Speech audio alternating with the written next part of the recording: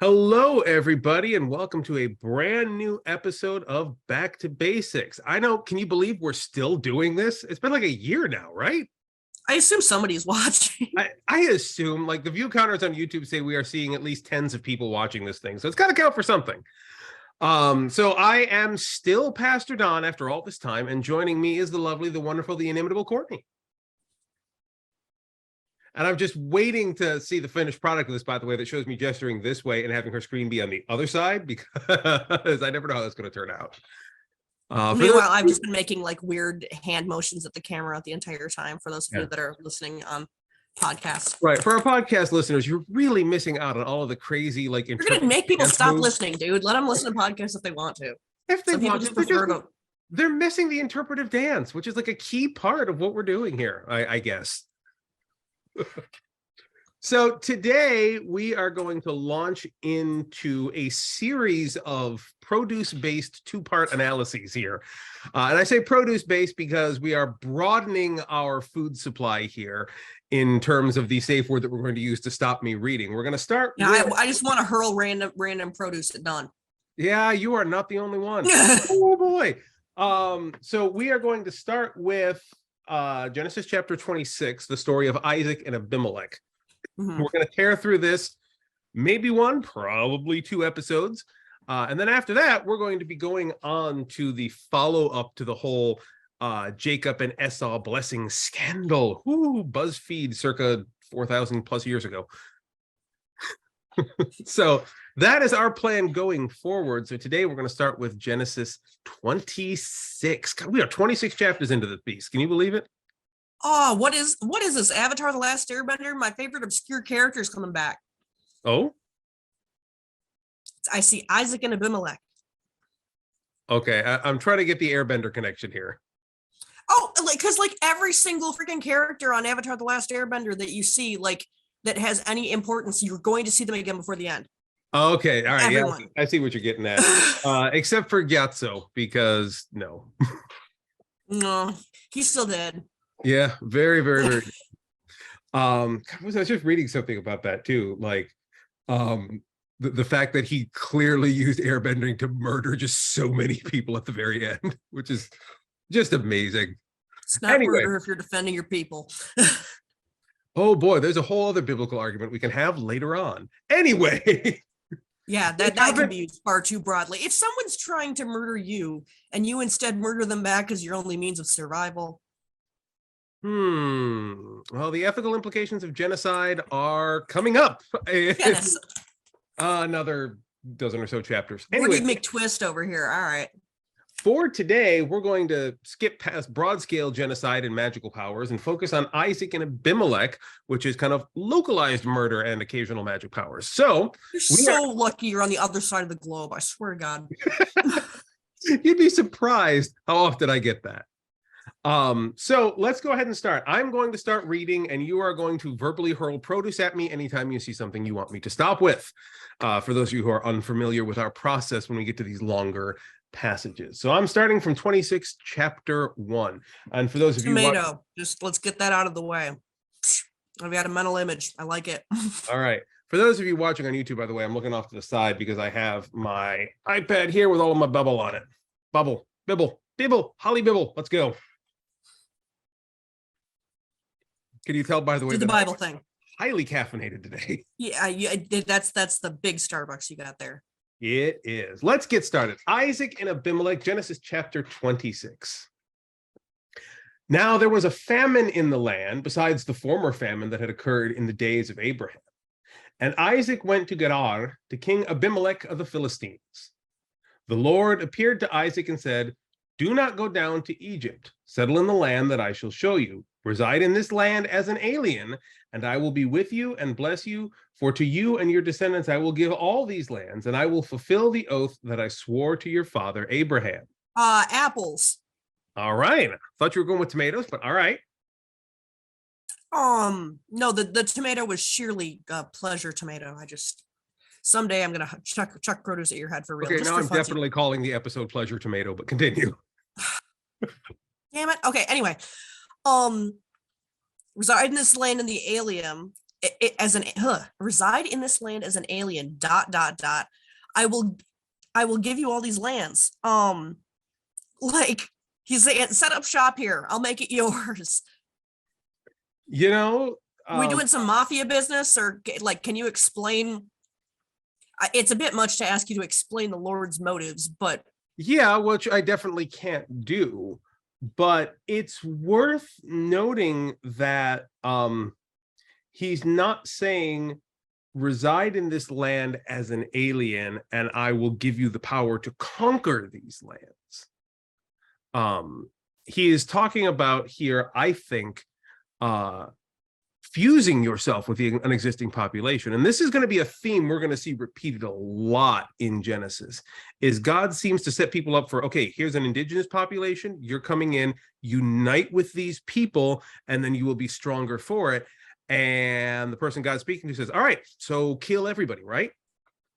So how can you be so sure? Like, I feel like I was, I don't know if this was intentionally imparted or what, but I feel like I grew up believing that God just sent Abraham and his people out and about to like just pick up land and like accumulate land. And it always struck a little funny because I'm like, that's conqueror behavior, not like, so here's the kind of deity I would want to worship behavior, you know? So here's an interpretive technique that I find very, very useful when reading the Bible, particularly the older bits of the Bible.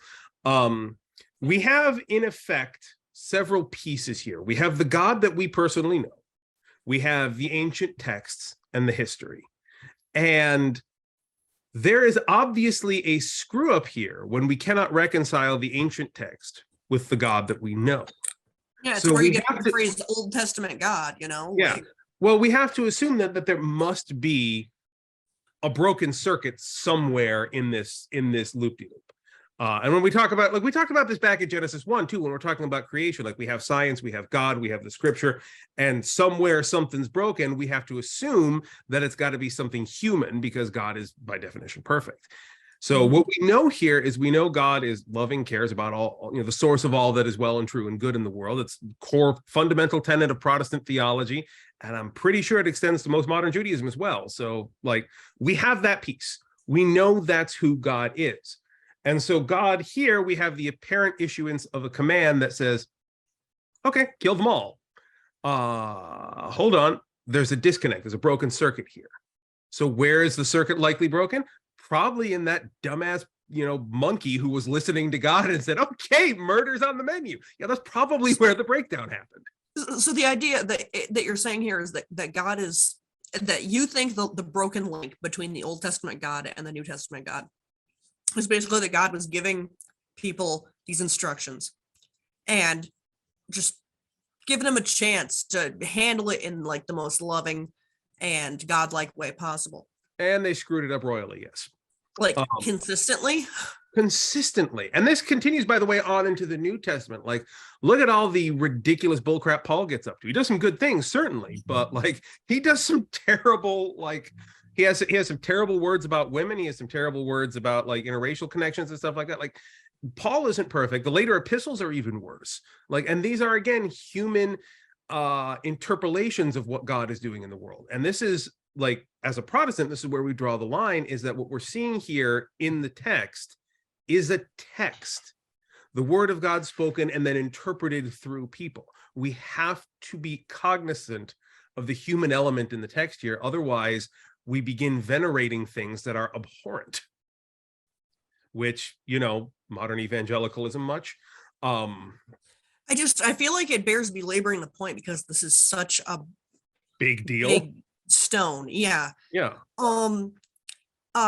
To you and to your descendants I will give all these lands does sound like that, though. It does sound like he's saying, hey, this is your land now. Yeah, let's be clear, dominionism isn't a modern theory. It's been around for a while. I think it's a wrong theory, but it doesn't mean it's a new one. Like, we talk a lot on this pod/video series about how screwed up modern evangelical Christianity is and the crazy heresies that have strung out from that. But I got to be clear, like mainline Protestant theology, even going back to Catholic theology before there even was a Protestant church, has had plenty of human screw-ups along the way too. Dominionism, I think, is one of them. Like, dominionism was a human, I think, interpolation of God's word. It was a wrong direction that we went. And most of what we see as we go on is God trying to correct for that human take. So here, yeah, like I think that this is Isaac completely mishearing God. And I think that it's okay to understand it that way. Now, the language of it does seem the other way. That's what I'm wondering.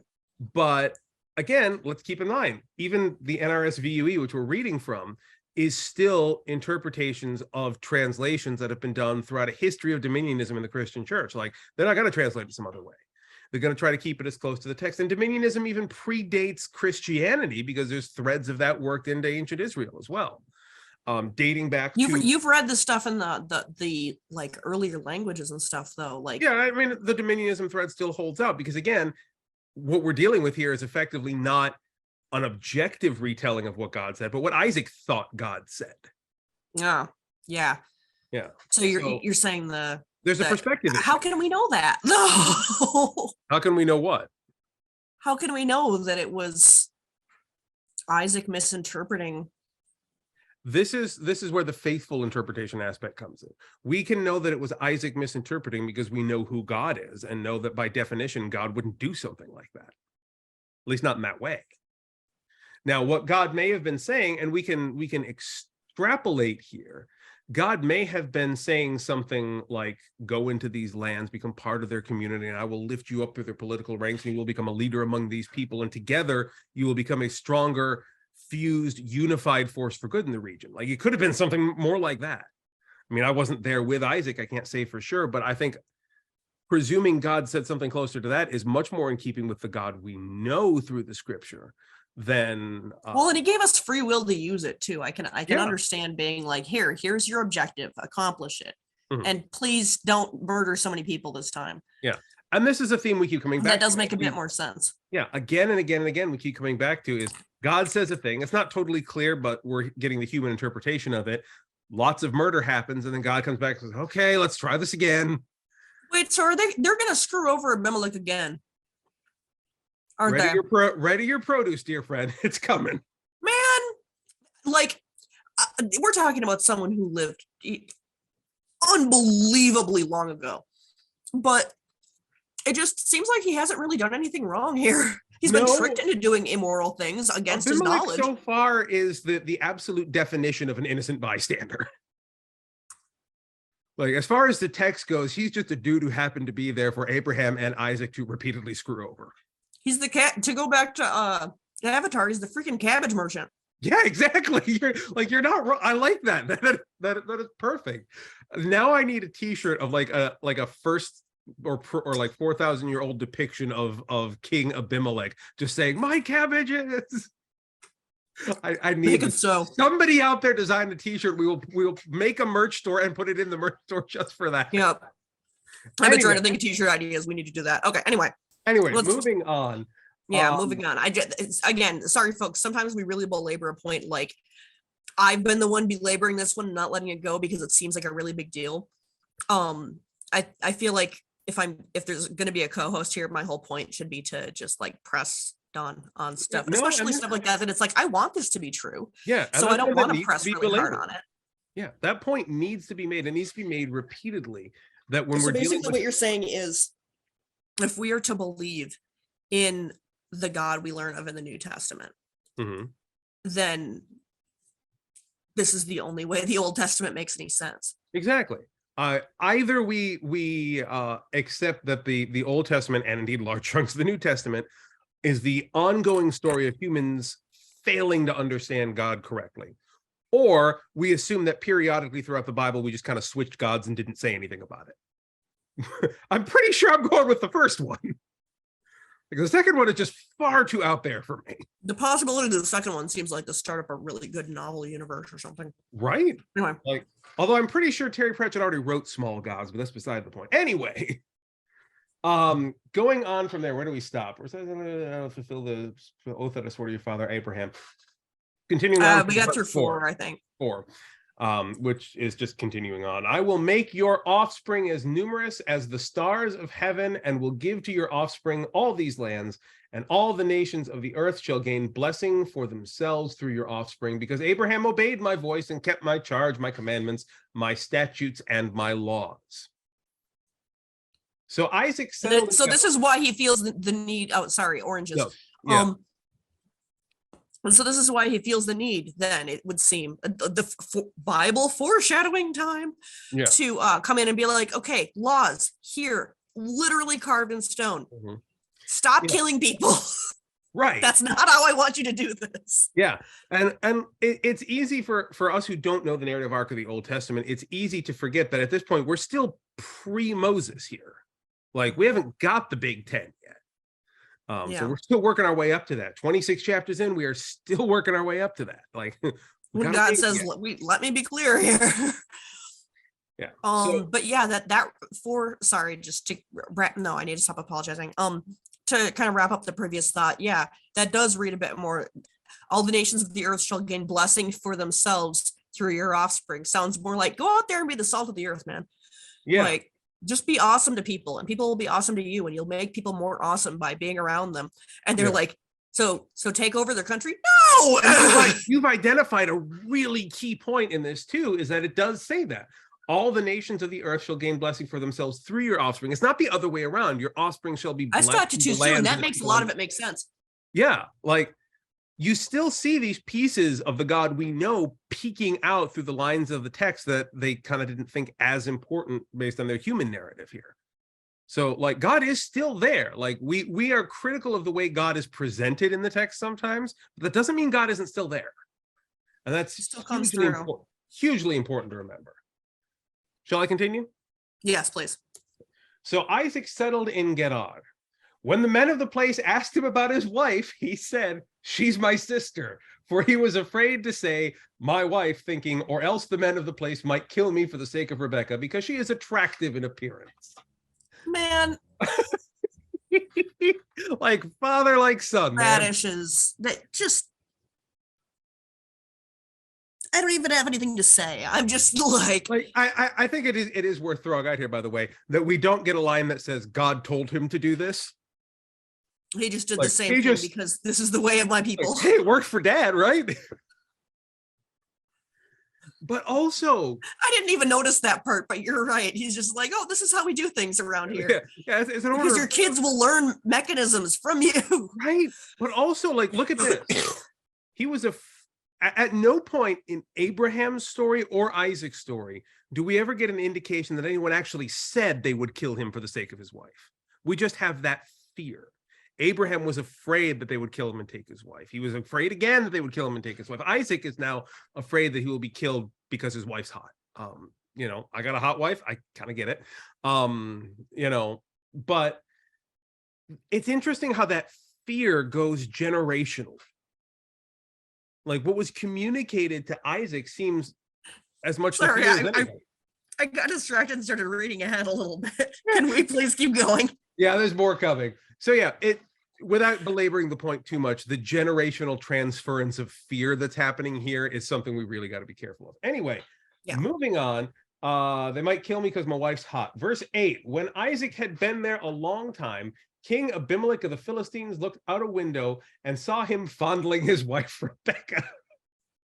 Just out in public where the king can see. So Abimelech called for Isaac and said, so she's your wife. Why then did you say she is my sister? Isaac said to him, because I thought I might die because of her. Abimelech said, what is this you have done to us? One of the people might easily have lain with your wife, and you would have brought guilt upon us all.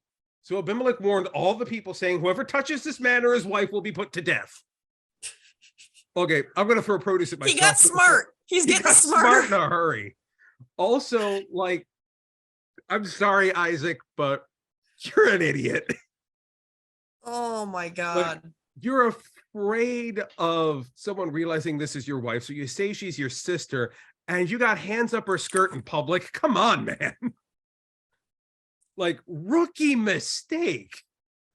Yeah, that's how to be like a source of good in the people you live among, is by fondling someone you said was your sister in public. Yeah, like, I mean, wow. yeah, Sorry, I like, gotta be quiet. I'm gonna wake up my swing kid. and a miss, Isaac. Dear God. What the hell? I mean, like, and again, I want to belabor this point as well. We got to come back to the fact that a lot of our biblical heroes are human idiots.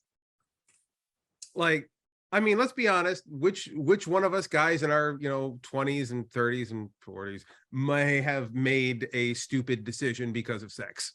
Like, married or not, like, we do make that mistake a lot, like, even today.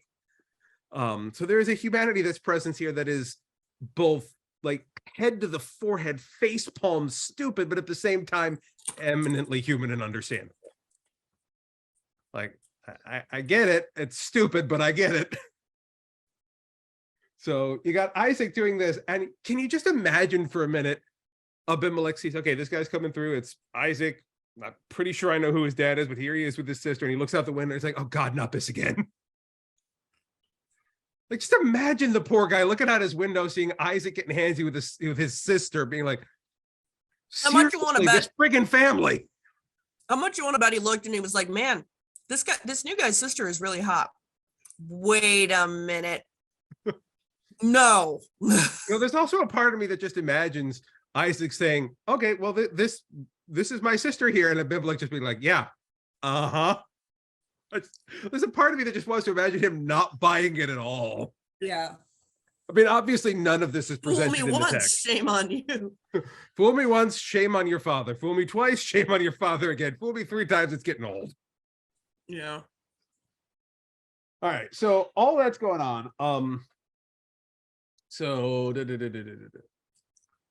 I'm sorry, I know we're gonna go on to verse 12 now.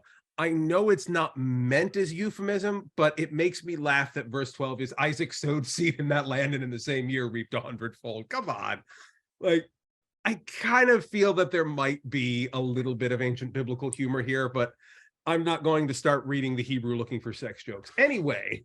I don't know. I think sowing seed is a pretty universally understandable euphemism. Yeah, pretty sure, because remember, these were all originally campfire stories, so to speak. I'm pretty sure somebody slipped one in for the kiddos there. Oh, that was even worse than I thought. Anyway, moving on. Isaac sowed seed in that land, and in the same year reaped 100-fold. The Lord blessed him, and the man became rich. I wonder how. He prospered more and more until he became very wealthy. He had possessions of flocks and herds and a great household, so that the Philistines envied him. Parentheses, now the Philistines had stopped up and filled with earth all the wells that his father's servants had dug in the days of his father Abraham. And Abimelech said to Isaac, go away from us, you've become too powerful for us. So Isaac departed from there and wait, green beans. The plot thickens. Mm-hmm. So they went to kick him out. Yeah. Okay. Now, I'm going to give you. So that's like a little racist. The Philistines and the Israelites over time don't exactly have the best of relationships. Yeah, I know. Yeah, Goliath, for example, was said to be of the Philistines. So like the war will happen between these people periodically. So I imagine that this parenthetical in verse 15 of, now the Philistines had stopped up and filled with earth all the wells that his father's servants had dug in the days of his father Abraham. I'm pretty sure, just looking at that was probably a later addition to make the Philistines seem even worse. I'm not going to say with authority that it is, but no, you put something in, it's a separate verse with parentheses. I can see that being impossible. Well, yeah, like you said, you can't say with authority, but right, I can't say with authority, but there are enough signs here that I can say, yeah, that's probably what's happening from here. And Abimelech saying to Isaac, go away from us, you become too powerful for us. Understandable, honestly. Like, I mean, I'm sorry, like, this is here narratively to provide motion. He's had repeated bad personal experiences with this family too. Yeah. And after Isaac has pulled all this bull crap, now he's getting richer and more powerful in the lands. Like, Abimelech is the king here, and Isaac is quickly rising to a state of wealth and power that could challenge that. Like, I don't blame him saying, wow, you and your family have just ethically screwed me and my people repeatedly, and now you're rising to a position of potential challenge. Get the hell out. Like, I You can get out, so please do. Yeah, you can. It's not going to kill you. You're nomadic by nature anyway, because again, the Israelites are still very much a nomadic people. Like, they've settled in the land, but like, I get it. So, all right, let's see. This is actually probably, all things considered, a good place to pause before the second episode. Yeah, we've probably been at it for a while here. Yeah, we've been at it for a little bit. Let's go ahead and pause here, and we will continue from verse 17 in the next episode. So if you guys are waiting for the exciting conclusion, tune in. Fun fact, I'm not going to do a fun dramatic intro every time, but who knows? Maybe I will. The last time was fun. So any last questions before we sign off for today? Nope, I'm just down to keep going. All right, then. For those of you who are still watching and or listening along, keep an eye out. We got a lot of stuff going on. Discord server is where the fun is happening. It'd be popping off. We got a joint Bible study with First Reformed Church that we're doing on the regular. That's Thursday mornings here in Japan, or Wednesday evenings on the East Coast. Not to be confused with joint Bible study, though. That does sound fun. Hey, those of you who are on the East Coast where it's legal, you can have a joint Bible study if you want. I'm going to tell you now. We're also going to be in March. We're going to be launching a Bible study on Revelation as well. We're pinning down the exact time, but that's looking like a Sunday evening / Sunday morning for the East Coast folks sort of thing. So if you're game for that, let us know. We're getting ready to kick that one off as well. We've also got, we're going to be starting here at the church in Japan. We're going to be starting some regular monthly worship services here entitled Christianity 101, where we're learning and developing an understanding, kind of the basics of the Christian faith and a kind of a worship environment. That's for you folks here in Japan, which I'm imagining has got to be at least 1 or 2 of you who are watching this program. In the meantime, the best thing you can do if you want to help us out, want to really make our day, just kind of, tickle our happiness here, you can please like, share, and subscribe. And comment down below. And as Don said, join the Discord. As long as you're not a ludicrous, crazy person who's trying to get into fights about the Sabbath or anything, please. we don't need to get into that again. Yeah. If you do or say terrible, horrible, no good, very bad things down in the comment section, you will be moderated. But we'll have conversation, please. Conversation is fun. It is wonderful. Come join us. In the meantime, have a great week, and we will see you on the exciting conclusion of Genesis chapter 26 and the story of Isaac and Abimelech next week. Bye, everybody. Bye.